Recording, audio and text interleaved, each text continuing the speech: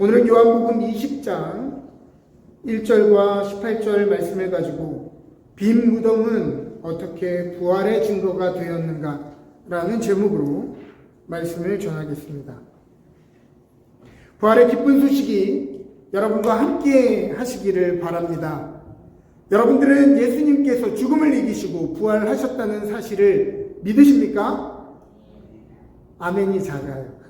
정말 믿으시면 정말 우리가 할 수 있는 최고의 고백으로 아멘이라고 좀 고백합시다. 여러분들은 예수님께서 죽음을 이기시고 부활하셨음을 믿으십니까? 네. 아멘. 그렇다면 무엇이 이 세상의 지식으로는 도저히 설명하기 힘든 부활이라고 하는 사건을 우리로 하여금 믿게 만들어 줍니까? 오늘날에도 많은 사람들은 어떻게 죽었던 사람이 다시 살아날 수 있느냐라고 의심하면서 이렇게 합리적인 가설을 세우기도 합니다. 예수님은 거의 죽을 뻔했지만 의식을 잃었다가 다시 깨어나신 것이 아닌가라고 말이죠. 그러나 그것은 십자가형이 어떤 것인지를 이해하지 못하기 때문에 할 수 있는 말입니다.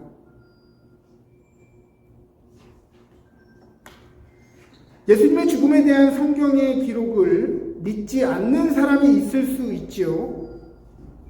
그러나 그런 사람들에게는 상식의 언어로 이렇게 얘기하면 됩니다. 당시 세계를 제패했던 로마 제국의 잔인함과 완벽함을 설명한다면 십자가형이 얼마나 잔인하고 완벽한 형벌이었는지를 알게 될 것입니다. 십자가는 처음 시작하는 장면부터 마지막 죽음에 이르는 순간까지 군더더기 하나 없이 한 사람의 몸과 명예, 정신을 층층이 슬라이스하며 잔인하게 해체하는 과정이 바로 십자가였습니다. 그 누구도 그 과정을 통해 살아남을 수 없고 혹여나 살아남는 경우가 없지만 살아남는다 하더라도 산 것이 아닌 확실한 죽음이었습니다. 그러면 다시 원점으로 돌아가서 다시 여러분들에게 질문합니다. 여러분들은 예수님께서 정말 부활하셨음을 믿습니까? 그렇다면 무엇 때문에 부활을 믿습니까? 역사적으로 가장 많이 설명되어 온 부활의 증거 중 하나는 바로 빈 무덤이다 라고 합니다. 예를 들면 무덤을 막고 있었던 저 돌의 무게가 2톤에 육박하여 장정이 여럿이 한꺼번에 힘을 쓰지 않으면 도무지 열 수 없는 것이었기에 로마 병정들이 삼엄하게 지키고 있었던 저 무덤 문을 몇 명이 몰래 가서 열 수 없었다라고 하는 것입니다.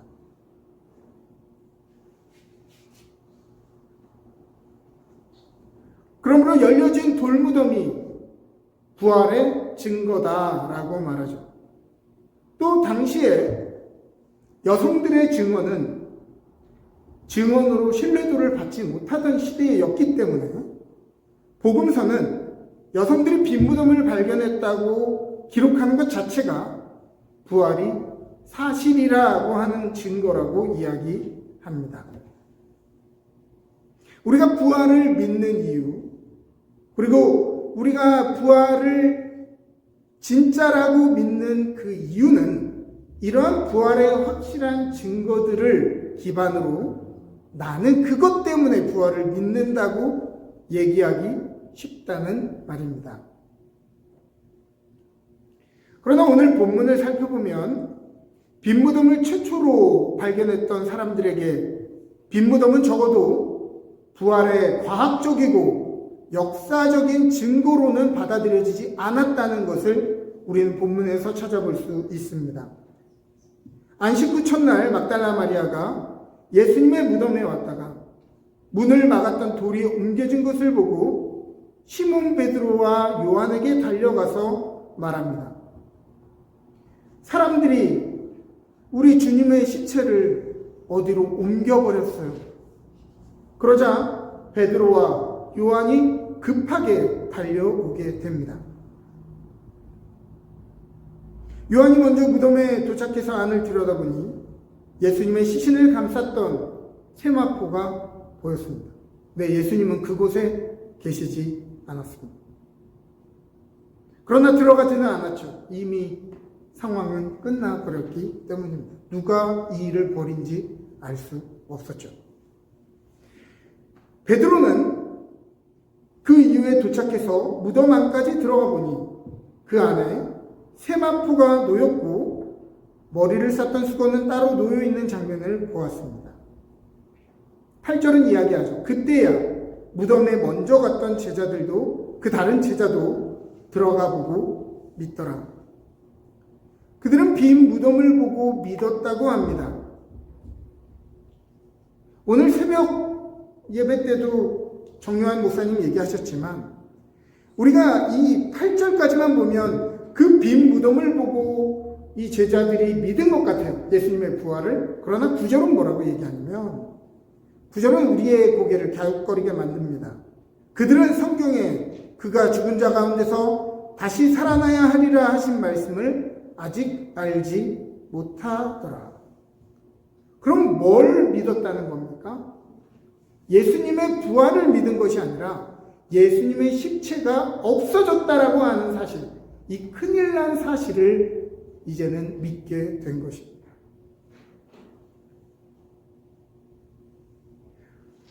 그러니 그 다음 그들의 행동이 이해되어지죠. 누가 가장 먼저 그 예수님의 시신을 훔쳐간 사람들로 지목을 받을까요? 바로 제자들입니다. 제자들이 바로 처음으로 의심을 당할 것이죠. 그래서 제자들이 한 행동은 집으로 돌아가, 빠르게 집으로 돌아가 문을 걸어 잠그고 숨어 지냅니다. 자, 최초 목격자들에게 마저 부활의 증거로 받아들이지 않았던 이 빈 무덤을 요한복음을 포함한 모든 4복음서에서 공통적으로 부활의 증거로 제시하는 이유는 무엇일까요? 만일 예수님의 부활을 과학적이고 역사적인 사실로 증명하는 것이 부활 사건의 포커스였다면 이 비어져 있는 과정이 생략된 것은 많은 의심을 낳습니다. 빈 무덤이 아니라 무덤에서 부활하시는 과정을 차근차근 사람들에게 보여줬어야 하는 것이죠. 그래야 더 확실하게 믿지 않겠습니까? 그것만큼 사람들에게 예수님이 부활하셨다는 사실을 확실하게 증언할 수 있는 증거가 어디 있겠냐는 거예요. 오늘날에도 부활을 의심하는 사람들이 있다면, 예수님이 정말 그렇게 부활하셨고 그 과정이 기록되어 있다면 그 과정을 있는 그대로 또 역사적으로 기록된 사건들을 설명하면서 증거로 남기면 되잖아요.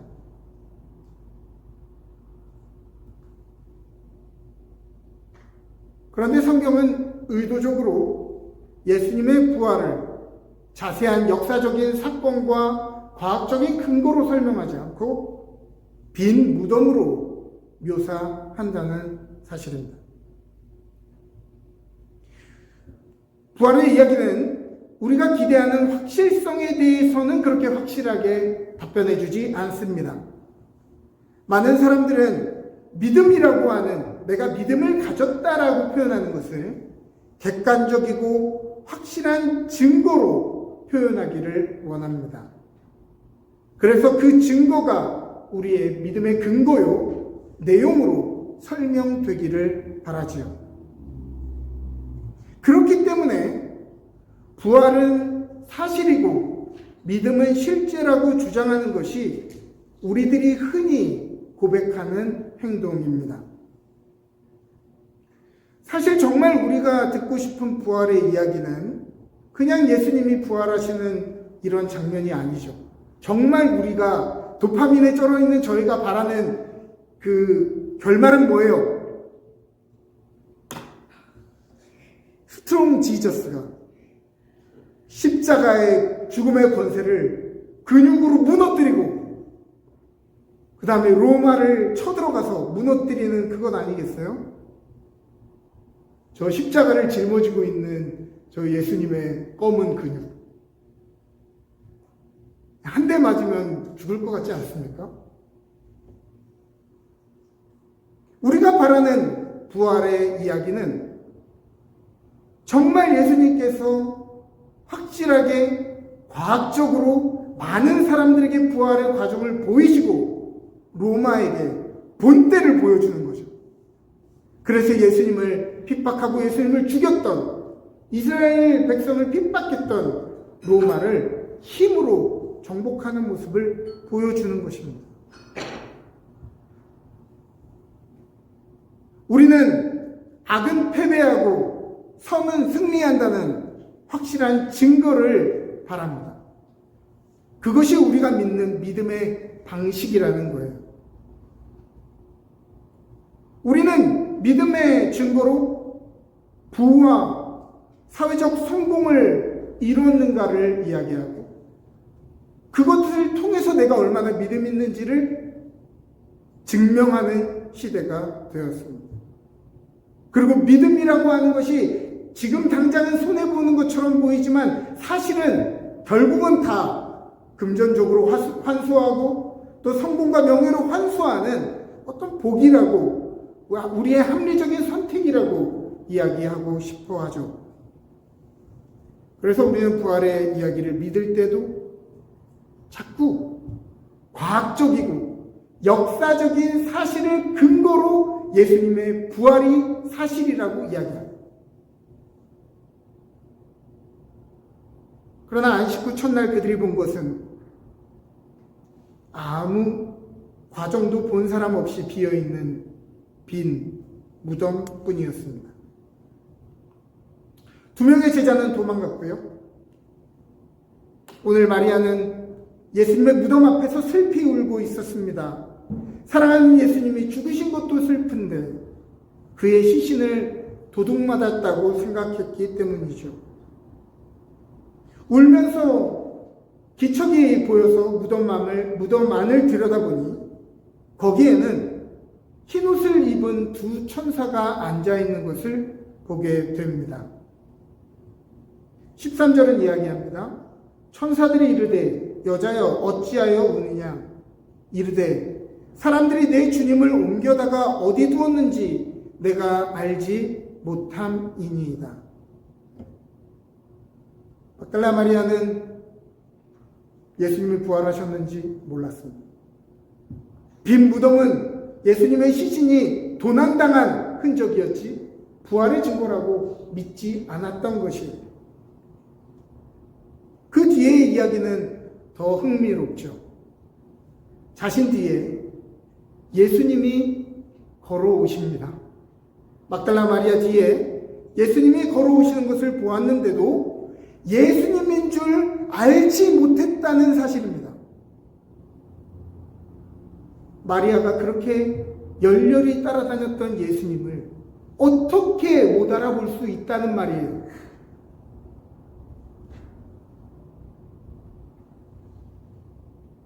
예수님의 형상이 아니면 예수님의 어떤 것이 그녀로 하여금 예수님을 못 알아보게 했는지는 모르겠지만 확실한 것은 막달라 마리아는 예수님을 알아보지 못했습니다.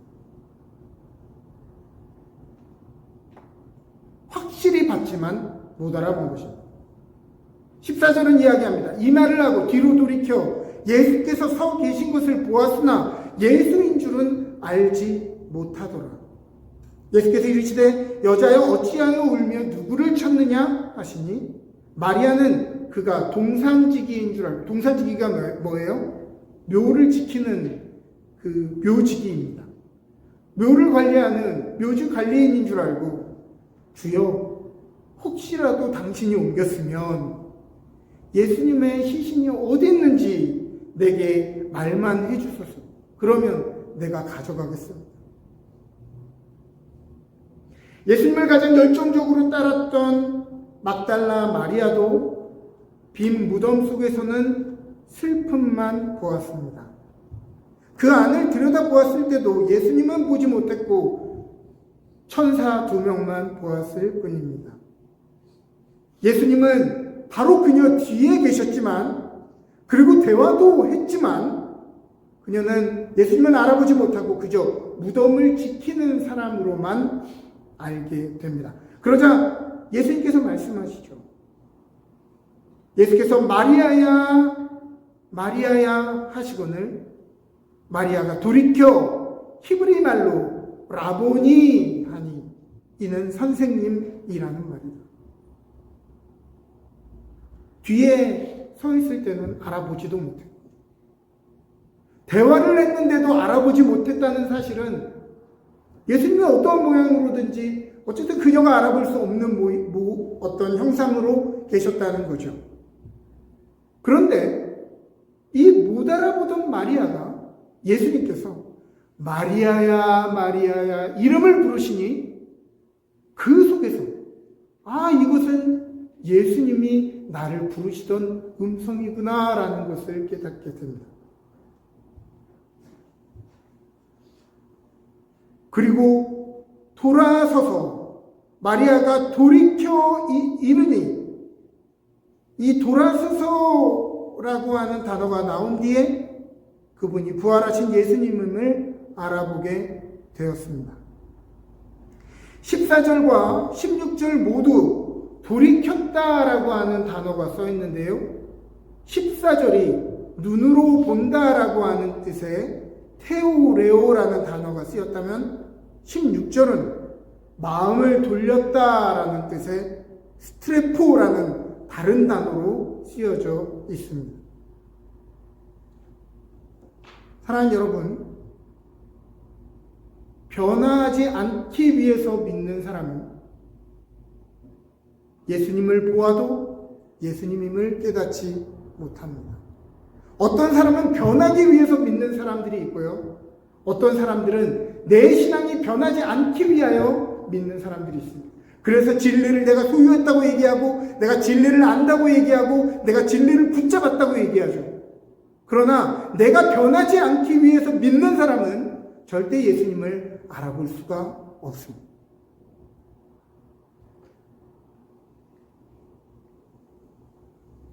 그 눈을 열어주시는 분을 통해 마음을 돌릴 때에만 예수님의 음성을 듣게 되죠. 변화하기 위해 믿는 사람들은 세밀한 한 줄기의 바람 소리에도, 작은 새싹 한 줄기의 그 신선함 속에서도, 우리 교우들과의 평범한 일상의 대화 가운데서도 예수님의 음성을 들을 수 있다는 말입니다. 이 이야기는 마리아에게만 해당되는 것이 아니죠. 실망하여 엠마오로 가던 두 제자도 이러한 똑같은 경험을 하게 됩니다. 두 제자가 신세 한탄을 하고, 그때 내가 더 잘할 걸, 그때 내가 제대로 믿을 걸, 그때 왜 걔는 왜 그랬냐 이러면서 신세 한탄을 하면서 엠마오로 가는 길이었습니다. 그런데 어느새 한 사람이 그들과 함께 동행하며 그 이야기에 함께 동참하기 시작합니다. 누가복음 24장 16절은 이렇게 얘기합니다. 그들의 눈이 가리워져서 그인 줄 알아보지 못하고는. 아니, 어떻게 3년을 동고동락하며 따라다녔던 그 예수님과 함께 걸으면서도 예수님인 줄 알아보지 못한다는 말입니까? 이것은 막달라 마리아 때와 마찬가지로 예수님이 다른 형상으로, 다른 모습으로 존재하셨다라고 밖에 생각할 수는 없는 것이죠. 그 길을 걸으며 한참을 대화하고 성경을 설명해 주셨지만 여전히 그들은 알아보지 못했습니다. 누가복음 24장 16절에 그들의 눈이 가리워져 라고 하는 헬라어 단어는 크라테오, 단순히 보지 못한다는 것을 얘기하는 것이 아니라 사리를 분별할 수 없는, 영적으로 그들의 마음이 가려져 있었다는 이야기입니다. 마을이 가까우자 날도 저물어 그들은 예수님을 강권하여 하루 함께 숙소에서 머물고 가시기를 요청합니다. 얘기도 잘 통하고 같이 또 여행하는 김에 하루 같이 머물고 갑시다 해도 이제 지니까. 그날 저녁에 그들은 함께 예수님과 함께 식사를 하면서 예수께서 떡을 가지사 축사하시고 떼어주시니 그들의 눈이 밝아져 예수님을 알아보게 되었다. 31절은 이야기합니다. 그들의 눈이 밝아져 그인 줄 알아보더니, 그 다음 구절 더 재밌어요. 이제는 예수님인 줄 알았어요. 나와 함께 동행하시고 지금 나에게 떡을 떼주신 분이 예수님인 걸 이제야 알아봤어요. 그러자 어떤 일이 일어나냐면 예수는 그들에게 보이지 아니하시는지라.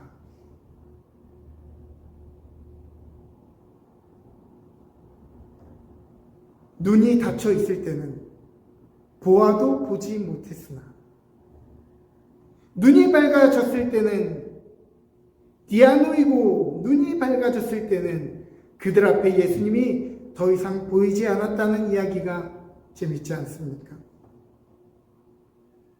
부활은 육신의 눈으로만 보자면 예수님의 시신을 도둑맞은 빈 무덤이고, 육신의 눈으로만 보자면 예수님은 무덤을 지키는 무덤지기이며, 육신의 눈으로만 보자면 예수님은 우리의 삶의 여정에 끼어든 낯선 인물일 뿐입니다.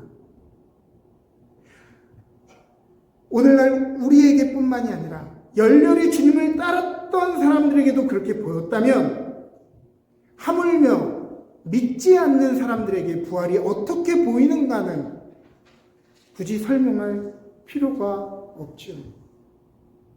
우리가 막 협박하면서 막 이 사람들을 한 수 가르쳐 보려고 예수님의 부활하신 것이 역사적인 사실이고 과학적인 사실인데 왜 믿지 못해 하면서 열불 내는 것이 여러분 얼마나 바보 같은 사실이냐는 거예요. 예수님을 따라다녔던 사람들도 알아보지 못했다면 오늘 예수님을 알지 못하는 사람들에게 이 부활을 어떻게 설명할 수 있다는 말입니까?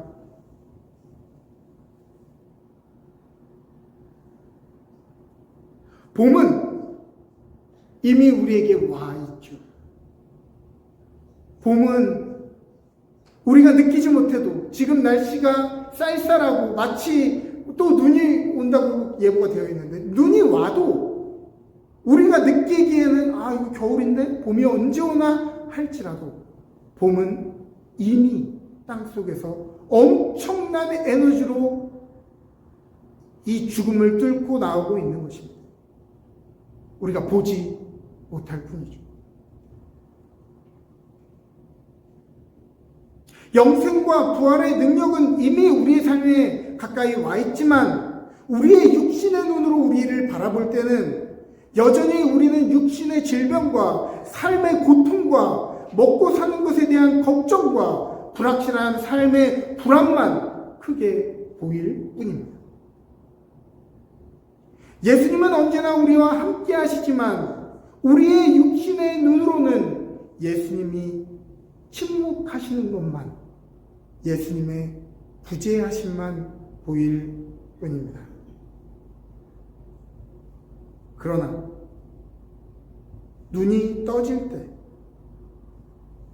빈 무덤은 죽음의 권세를 이기신 예수님의 부활의 흔적이고, 눈이 떠질 때 내 뒤에 낯선 사람은 나를 이 세상에서 가장 인격적으로 대해주시고 내 존재를 가장 나답게 해주시는 따뜻한 예수님이며, 눈이 떠질 때 전에는 전혀 들리지 않았던 낯선 사람의 음성이, 라디오에서 들었던 한마디의 문구가, 책에서 읽은 한마디의 말이 오늘 우리의 마음을 뜨겁게 하는 예수님의 음성이라는 것을 깨닫게 되는 것입니다.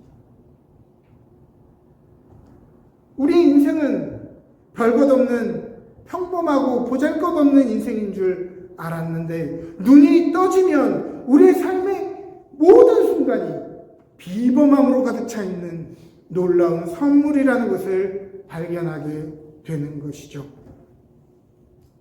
부활은 모든 일을 압도하는 객관적인 증거와 논리로, 명백한 논리와 다수의 힘으로, 명료함으로 증거되는 것이 아닙니다.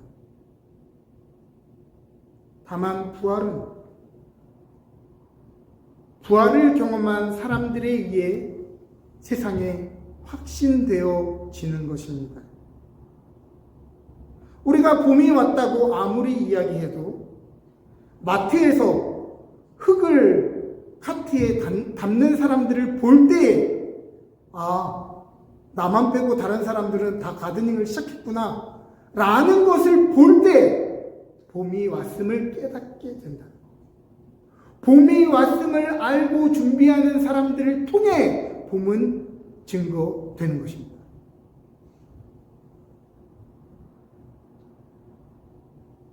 하나님은 나의 주인입니다 라고 입으로 외치고 광장에서 외치는 사람들에 의해서가 아니라, 정말 하나님이 내 주인이시기 때문에 오늘도 내가 내 삶의 결정을, 내 삶의 방향을 말씀을 읽으며 주저하고, 혹시나 하나님이 기뻐하시지는 않을까 주저하고, 하나님의 기뻐하시는 삶을 갈망하며 소망하고 궁금해하는 사람들을 통해 하나님은 우리의 주인이시라는 것이 그 사람을 통해서 드러나는 것입니다.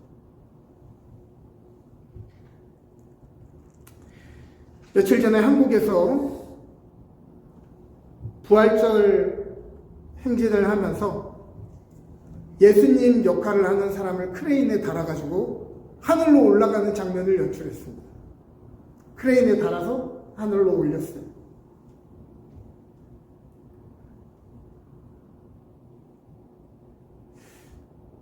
굉장히 우스꽝스럽다고 생각했습니다.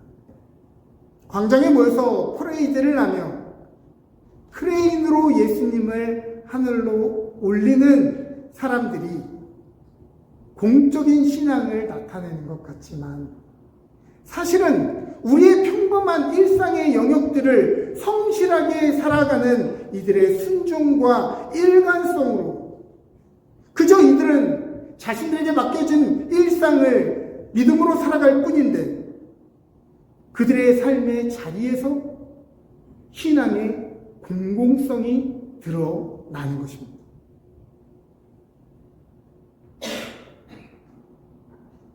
날마다 일상의 음식을 대할 때마다 우리가 오늘 먹고 마시는 모든 일이, 너희는 이것을 먹고 마실 때마다 나를 기념하여라 하시는 이 주님의 당부가 오늘날에는 뭔가 특별한 포도주와 빵으로 보이니까 우리가 이건 특별한 예식이구나 라고 생각되지만, 예수님 시대에, 예수님 당시에 예수님 문화의 사람들에게는 평범한 그들의 한 끼 음식이었습니다. 이것을 먹을 때마다 나를 기념하라는 말은, 너희들이 매 끼를 먹을 때마다 나를 기념해라. 매 끼를 먹을 때마다 이 빵은 내가 너희를 위해 찢긴 나의 몸이고, 이 포도주는 내가 너희를 위해 흘린 피라는 것을 기억하면서 너희가 먹고 마실 때마다 네 안에 그리스도의 형상이 나타나기를 위하여 노력해라.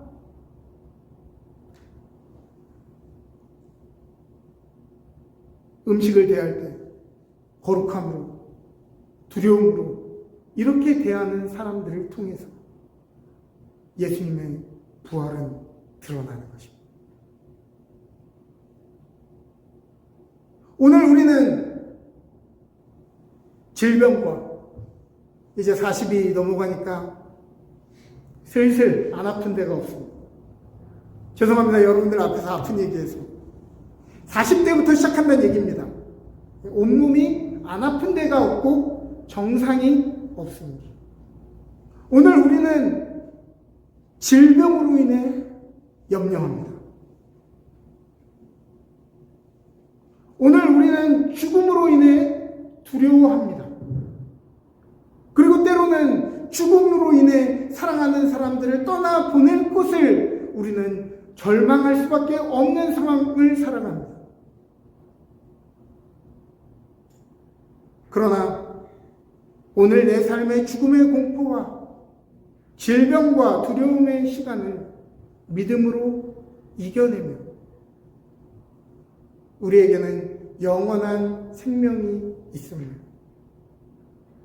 우리에게는 영원한 하나님의 나라가 있음을 믿고 오히려 다른 사람들을 위로하는 사람들을 통해 영생과 부활은 나타나는 것입니다.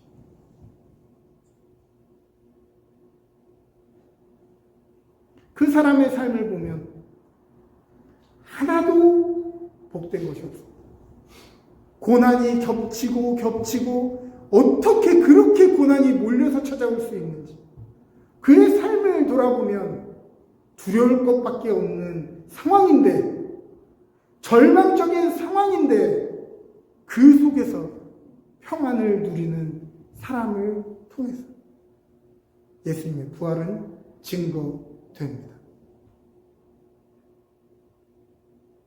부활의 소식을 들을 때에 다시 그 마음이 예수님을 처음 만났을 때 같은 그 순수한 마음으로 떨리며 그 마음이 다시금 불 일듯이 뜨거워지는 순수한 사람들을 통해서 예수님의 부활이 증거되는 것입니다. 부활은 증거됩니다. 과학적인 사실과 논리와 힘과 사람들의 다수의 목격으로 증거되는 것이 아니라 부활의 증인들의 삶을 통해서 증거되는 것입니다. 그렇게 믿고 살아가는 우리의 구체적인 삶의 내용을 통해 부활을 누리고 생명의 복음을 전하시기를 바랍니다. 그리고 그 복음을 전할 때에 꼭 해야 한다면 말로도 하십시오. 그러나 그 전에 먼저 우리의 삶으로, 우리의 삶의 자세로 부활의 증인이 되시기를. 그래서 우리의 주위를 살아가는 많은 사람들이 우리의 삶을 보고, 우리의 믿음을 보고, 우리의 결혼한 삶의 태도를 보고 주님이 살아계십니다. 주님이 부활하셨구나. 죽음의 권세를 이기는 힘이 이 땅에 존재하는구나 라고 우리를 통해 증거되어지는 삶을 살아가시기를 주님의 이름으로 축복합니다. 아멘.